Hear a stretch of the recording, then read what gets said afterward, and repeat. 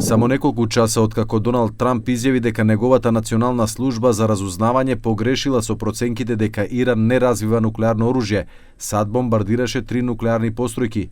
Нападнати се Натанс, Исфахан и Фордо, каде се работело на збогатување на ураниум.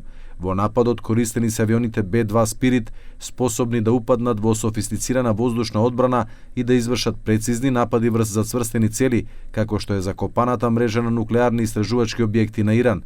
Откако ја прогласи воената операција за многу успешна и соопшти дека сите авиони кои учествувале во нападот безбедно се вратиле, Трамп му се закани на Иран со нови напади доколку не склучи мир. Iran, the bully of the Middle East, must now make peace. If they do not, future attacks will be far greater and a lot easier. Израелскиот премиер во обраќање до јавноста му се заблагодари на Трамп и рече дека ветувањето е исполнето.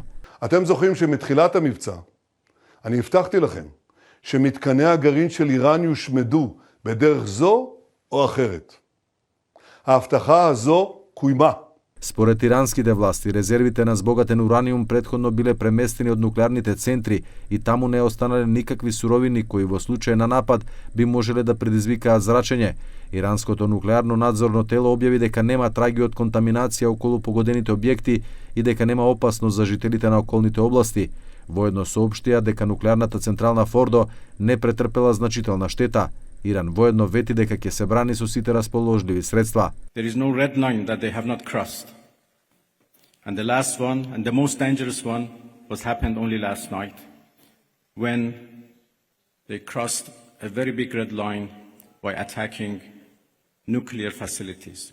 На нападот на САД претходеше воена операција на Израел во која беа уништени неколку ирански авиони, но и системи за противвоздушна одбрана. Иран возврати со нов бран ракетни напади врз израелска територија.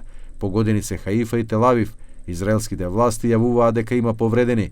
Во меѓувреме, неколку членови на Американскиот конгрес и демократи и републиканци ја доведува во прашање законитоста на потегот на американскиот претседател за напад врз Иран, бидејќи одлуката ја донел без консултација и согласност на Конгресот.